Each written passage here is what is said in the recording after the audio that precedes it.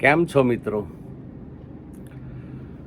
સ્વર્ગના સપના અને નર્કનો ડર છોડી દો, કારણ કે પાપ અને પુણ્યની સાચી વ્યાખ્યા જ કોઈને ખ્યાલ નથી.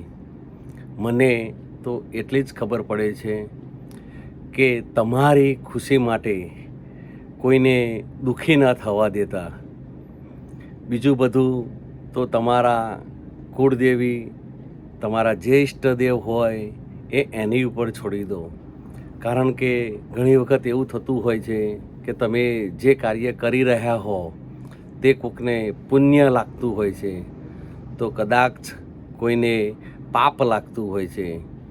એટલા માટે તમારી ખુશી માટે કોઈનું દિલ ના દુભાવતા.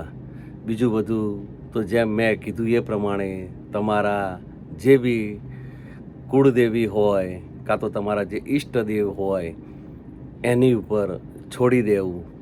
Thank you. આભાર.